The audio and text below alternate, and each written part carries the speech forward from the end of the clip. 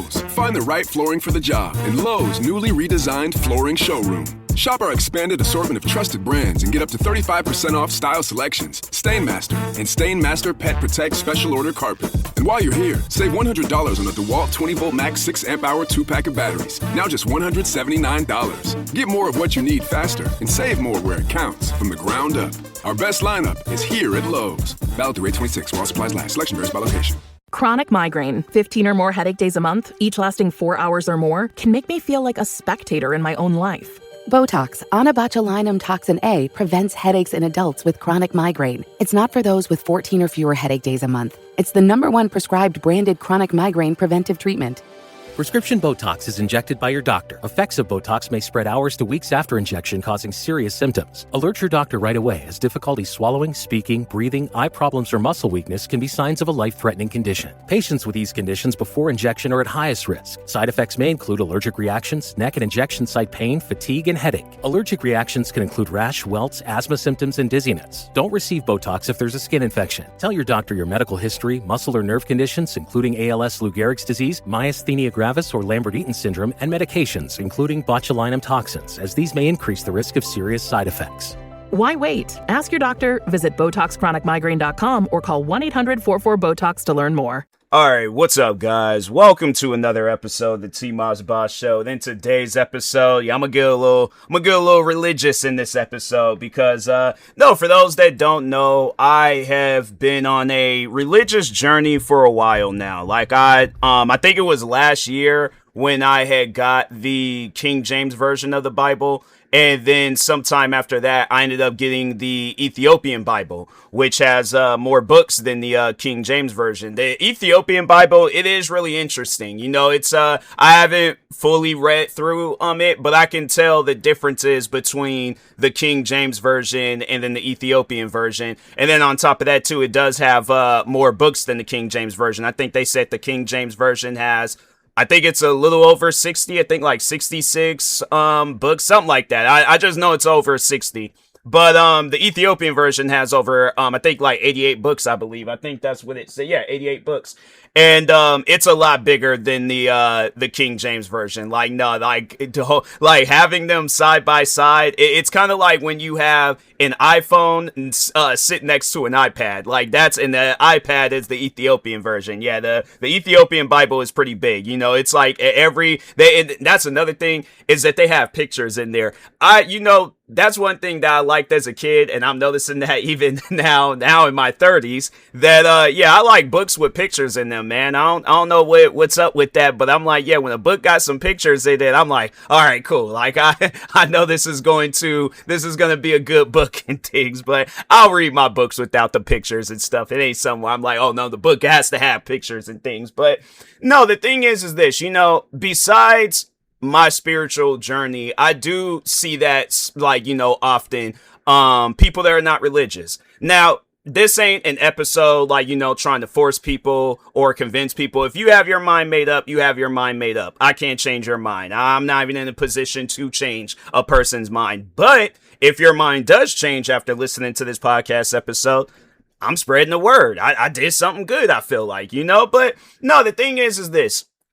Throughout my life, I have seen a lot of different non-religious people, and that's, hey, at the end of the day, that's their life. They ain't got nothing to do with me. I don't have a say-so in it. I can't have a say-so in it. That's that person's life. Me and that individual might have had different experiences, and that's why they're not religious. But it's those people that try to force you to also not, like, they want to question everything about the Bible. They want to question everything, when it comes down to spreading the word. And I'm thinking to myself, I'm like, look, for the longest, I wouldn't say I wasn't religious, but I wasn't as religious as I am now. Like, now I'm reading both the King James version and the Ethiopian version Bibles every day. So one day I'll read the King James version, next day I'll read the Ethiopian version, and then just go back and forth. I pray every night. I pray for people. I pray for people that I don't even talk to anymore. It's one of those things where I'm all like, I feel different, like, now that I do that and stuff. Like, I still feel the same way. Obviously, I'm still me, but at the same time, I'm like, having something like this in my life, what's wrong with it? And that's like, I guess, like talking to that non-religious person, it's like, what's wrong if I want to read the Bible? What's wrong if I want to get more in tune with my religion? Because I'm like, I look at it like this. This ain't no different than somebody that wants to get in the cars. What's wrong with a person that wants to get in the cars? What's wrong with a person that wants to get into the stock market? What's wrong with a person that wants to get into video games? What's wrong? So that's how I look at it. This is something that I want to do. You ain't got to do it. You ain't got to, but if you want to, hey, I'm not, it's one of those things where it's like, nobody's not going to look at you any different. And if they do, then it's like, then that's their eyes. At the end of the day, the person that you see, that's all that matters. The person that you look at in the mirror, that's all that matters. But no, it's like when I see non-religious people and they get to talking about the Bible and them like that time frame and all that stuff, it just, like, I don't know, like, you can tell, like, there's doubt, obviously, within them and stuff, but I'm like, okay, if it comes down between, so for those that don't know a little bit of a backstory on the Ethiopian Bible, it's one of the oldest Bibles, out there. I think if it's not one of the oldest Bibles, it is the oldest Bible. I think there's like, they were saying that the reason why the Ethiopian Bible doesn't get looked at, like the King James Version is because I think they were saying that there was a lot of different things, that was speculated, within the Ethiopian version. And so, but yeah, it was like, I think that was like one of the, like not chapters, but, books that they took out of the, cause it's like, so for those that don't really know too much about the Bible, it's books within a, like a big giant book. So the big giant book is the Bible, but then there's multiple books like the Genesis book, the Exodus book, and then in the Ethiopian version, the one that I think a lot of people are interested in is the Book of Enoch. So yeah, they got like a lot of different things to read about in there and stuff. And yeah, I'm like, man, and I guess like for those wondering, like, how did I get involved with the Bible? Like what persuade me into reading the Bible? I've been wanting to read the Bible for years now, and I don't know, like I never had like got into it. It's weird. Like, I don't know. It's like a weird way of explaining it, but I guess like that's the best way that I could possibly explain it is that, yeah, it was like, I remember it was years ago. I got into, reading it off of my, my phone. And, but I don't know. I'm like, with me, when it comes down to, cause it's even like that with other books. Like there's some books that I did buy digitally where I'm like, I wish I would have bought them physically. I don't know why. I like physical books more than digital books. So yeah, that's why I was like, that was one of the main reasons on why I had to say I didn't really take it that seriously back then when reading it, because it wasn't a physical book. Now that I have a physical book, like I can see it, I can remember it and stuff, and it ain't like, no, it's like, oh, okay, it's on my phone, on your phone, and unless like you got it on a page by itself and things. But how many people be doing that with their iPhones with the apps and all that stuff? So yeah, and I'm like, plus it's just, like I said, it's when you're seeing it and it's right there and stuff in your room or whatever, it's like it's a little bit more easier to remember. It's like, oh, wait a minute, I have a Bible. So I'm like, yeah, let me go ahead, read a chapter or two and stuff in there and things. So, but anyways, so yeah, it was years ago when I did download. It was like some free Bible on the bookstore thing on iPhones, and then I think that might have been another reason too, is that I had switched phones.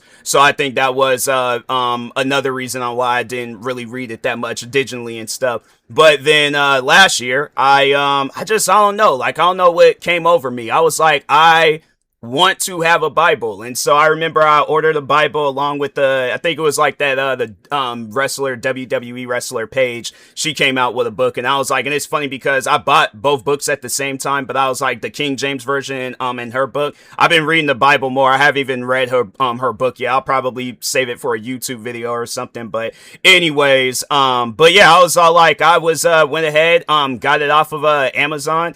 And it was like a shock to my family, because when I told them that I was getting the Bible, they were kind of like thrown back by it and stuff. They was like, whoa, wait a minute, you're getting the Bible? And so, yeah, they were kind of shocked by it and things. So I was like, it's stuff like that where I pay attention to it. And I'm like, it's probably good that I'm doing this. It's probably, something like, I don't know, like what's going to come out of it, but I do feel like that something good is going to come out of me getting more in tune with the Bible and stuff, whether it's me changing as a person or my surroundings changing, whatever the case is. But I'm like, yeah, I feel like I need to do this, I need to get this and things. And so anyways, went ahead, got the King James version, started reading it. And I think I remember my dad, he was watching a a YouTube video where it was talking about like Ethiopia and Africa and all that stuff. And I think it was like some sort of like biblical video and stuff, but they got to talking about the Ethiopian Bible. So watching that video, I became even more curious. And I'm like, I ain't never heard of the Ethiopian Bible before. I'm like, and you know, the thing is this, I've been a Christian all my life.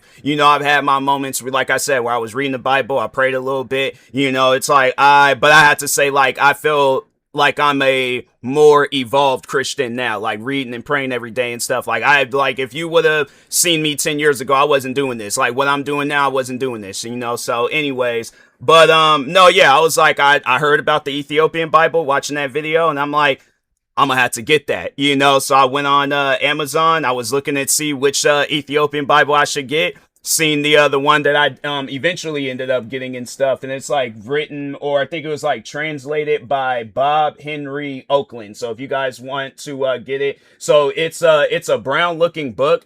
It has like the bigger words, it does say Ethiopian Bible. Then there's like in English complete 88 books. Then it has at the bottom the entire text with missing Deuterocanonical. I think I don't know Apocrypha. I don't know, bro. Enoch, Jubilees, and the Lost Writings. Yeah, I was like, those are more easier words. I'm like, with them other words, I'm like, yeah, I'm gonna struggle on that a little bit. So, but anyways, I got it, started reading that too, and I was like, and I noticed that it seemed a little bit different. Like, I don't know, maybe it had been because he was kind of like some, you know, books deep in the King James version, so I really don't remember too much of the beginning, but it does seem a little bit different and stuff. So yeah, I was like, all right, cool. You know, I'm like, go back and forth, read one day, read one the other day.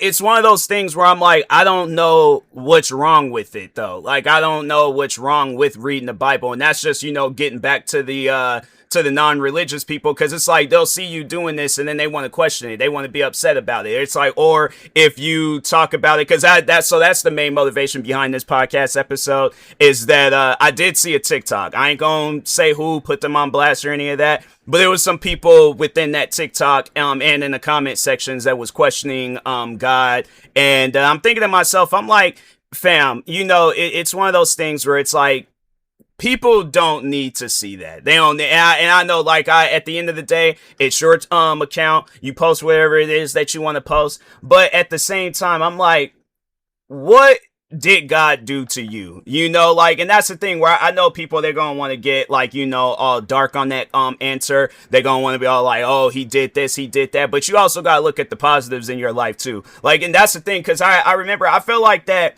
even though I hadn't really read the Bible up until last year, I do feel like that I was always a positive person. I always looked at the, you know, the light at the end of the tunnel rather than, you know, looking around and seeing that I'm trying to look at the end and stuff rather than, you know, oh, let me look at, or at least make the best of my surroundings and stuff, add some light within the tunnel and things. But no, I just remember saying that a while ago with content creating where, you know, I'm like, I don't like being a negative person. I don't like putting out negative content. People are all like, oh, you can't always be positive. What's wrong if I want to be positive? So I look at it like this, you know, when it comes down to the Bible, wanting to be more of a Christian, you know, wanting to be more in tune with my religion and stuff. What's wrong with that? How does that affect your day-to-day life? But it's like when I'm seeing negative videos and I'm like, you know, for one, I don't know why this is on my algorithm, but two, it's like, why do you feel the need to put out some unwanted negativity? You know, and that's the thing where I'm like, people that just stay negative, I can't be associated with people like that. I can't be bothered with people like that. I know at the end of the day, it's like you have your issues, you have your stuff.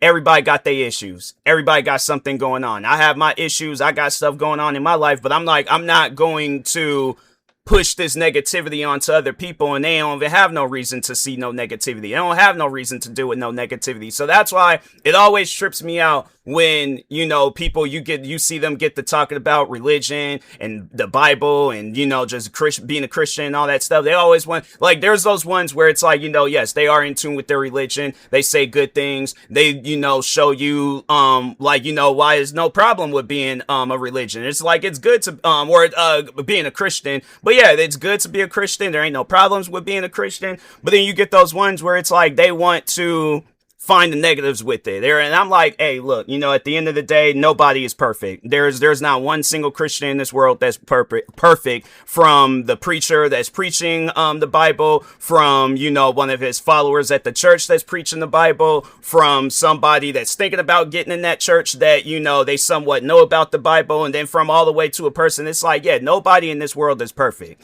you know. So and that's why I'm like, I know I'm not perfect. I'm far from perfect. I was like, it's one of those things. I don't even think if the opportunity presented itself to be perfect, I'm like, yeah, my thing is this, I would want a simple and good life, but a perfect life, I'm like, nah, man, you know, I gotta slip and fall at some point in time, you know. So, and that's why I'm like, yeah, you know, it's like, that's the thing, that's okay. There is nothing in this world, even if you read the Bible, I'm like, there was stuff that was going on where it was like that, I guess, like more so talking on the bad side of things. I'm like, yeah, you know, it wasn't even in the Bible. I don't know why I can't talk for some reason, but yeah, even in the Bible, I'm like, there were some things in there that wasn't perfect. But I will say that the Bible is probably one of the best books that you can read, whether it's the Ethiopian version, the King James version, or if you can find any other versions of the Bible and stuff. I'm like, yeah, you know, read it. There, I'm like, and it's one of those things where it's like, you know, hey, you can read it as if you're just reading a book. You can read it if you want to get more in tune or understand the Christian religion. There's a million different reasons on why you could be reading the Bible.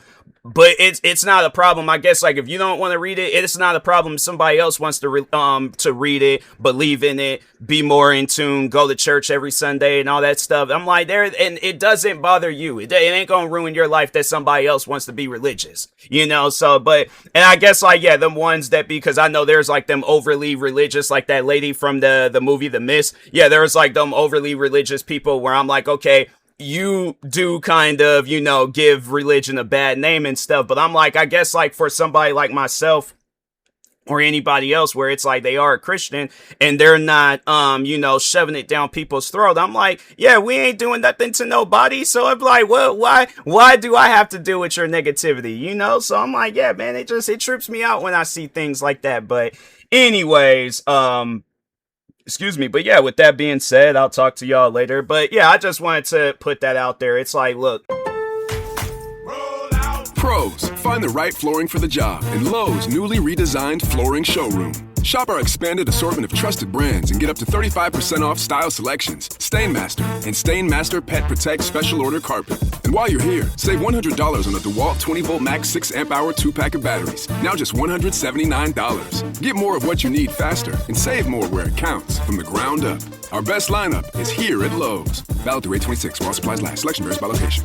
Chronic migraine, 15 or more headache days a month, each lasting 4 hours or more, can make me feel like a spectator in my own life. Botox, onabotulinum toxin A, prevents headaches in adults with chronic migraine. It's not for those with 14 or fewer headache days a month. It's the #1 prescribed branded chronic migraine preventive treatment. Prescription Botox is injected by your doctor. Effects of Botox may spread hours to weeks after injection, causing serious symptoms. Alert your doctor right away, as difficulty swallowing, speaking, breathing, eye problems, or muscle weakness can be signs of a life-threatening condition. Patients with these conditions before injection are at highest risk. Side effects may include allergic reactions, neck and injection site pain, fatigue, and headache. Allergic reactions can include rash, welts, asthma symptoms, and dizziness. Don't receive Botox if there's a skin infection. Tell your doctor your medical history, muscle or nerve conditions, including ALS, Lou Gehrig's disease, myasthenia gravis, or Lambert-Eaton syndrome, and medications, including botulinum toxins, as these may increase the risk of serious side effects. Why wait? Ask your doctor, visit BotoxChronicMigraine.com, or call 1-800-44-BOTOX to learn more. If you're not religious, that's on you. Don't push that off on other people, especially people that are religious. I'm like, we ain't did nothing to you. So, but yeah, with that being said, talk to y'all later. Thank you guys for watching. Like, subscribe, viewing this on YouTube. Follow, subscribe, viewing this on the podcast streaming service. Stay tuned for the next episode, and peace.